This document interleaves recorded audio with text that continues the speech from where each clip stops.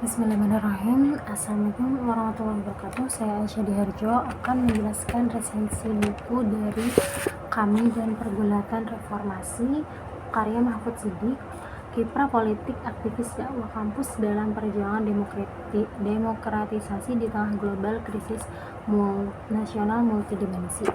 Buku ini bermuat 320 halaman dengan kisaran harga buku 100 ribuan. Ya, untuk kalangan mahasiswa lumayan ya, harus menabung beberapa bulan. Penerbit dari Era Intermedia, dicetak pada tahun 2020. Lalu kita langsung ke pembahasan dari buku ini ya. Jadi buku ini disampaikan dengan metode deskriptif analitis, yaitu mendeskripsikan kami dan proses demokrasi reformasi di Indonesia, serta menganalisis dari aspek visi dan aksi kekamiannya, serta pada data dan kerangka pemikiran yang digunakan. Buku ini berisi tentang awal mula terbentuknya kami, dimulai dari gebrakan masjid-masjid, maksudnya mahasiswa-mahasiswa yang aktif di masjid-masjid kampus resah dengan dunia politik di Indonesia. Selain itu, buku ini juga menceritakan peran aktif kami dalam politik Orde Baru, aksi-aksi untuk penurunan rezim Soeharto, mengawali transisi demokrasi di era masa Habibie, lalu ada konsolidasi dan dinamika gerakan dari kesatuan aksi menjadi ormas mahasiswa ekstra kampus. Selanjutnya ada menuntut Presiden Gus Dur mundur, dan yang terakhir adalah 3 tahun perjuangan reformasi dan kami di tengah persimpangan jalan. Buku ini sangat menarik untuk dibaca oleh AB1 dan yang mau ke AB2 seperti saya.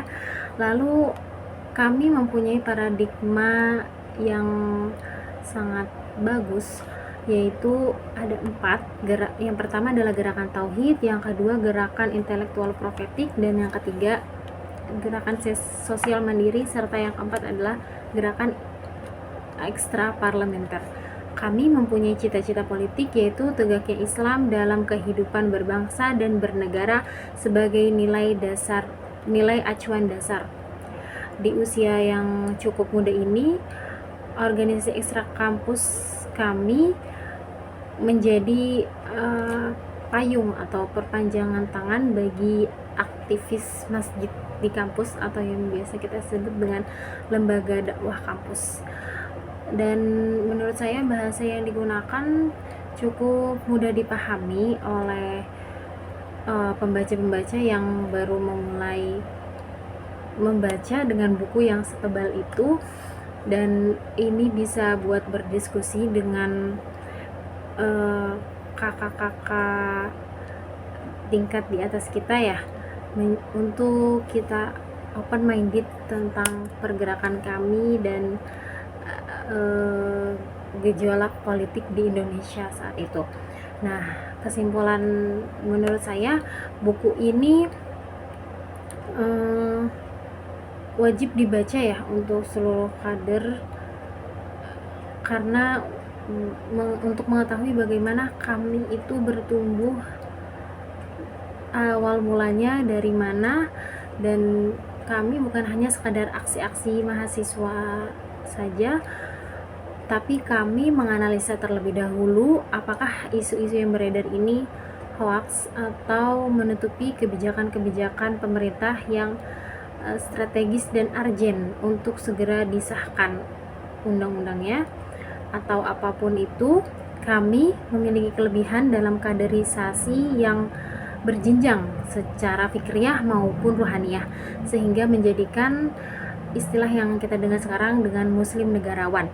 Nah, lalu di sini juga ada tabel-tabel yang membuat kita semakin open minded, yaitu ada negara dan contoh-contohnya yang mengalami demokratisasi terus tabulasi tuntutan utama gerakan mahasiswa, polarisasi kekuatan dan agenda gerakan mahasiswa pasca SE MPR tahun 1998, daftar perolehan suara pemilu di 1999, ada pula struktur organisasi kami periode tahun 1998 sampai 2000 hasil muktamar pertama, lalu ada alur pemahaman kaderisasi kami, dan yang terakhir adalah pola umum kaderisasi kami. Terima kasih. Saya akan menutup resensi buku ini dengan quote yang ada di buku ini di halaman terakhir di epilog, yaitu dari Imam Hasan Al-Banna yang beliau berkata, sesungguhnya sebuah pemikiran itu akan berhasil diwujudkan manakala kuat rasa keyakinan kepadanya, ikhlas dalam berjuang di jalannya, semangat dalam merealisasikannya, dan kesiapan untuk beramal, serta berkorban dalam mewujudkannya.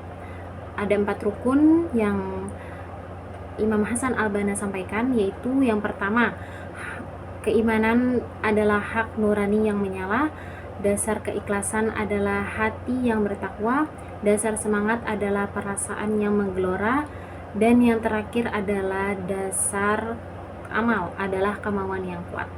Hal itu didapatkan oleh diri para pemuda.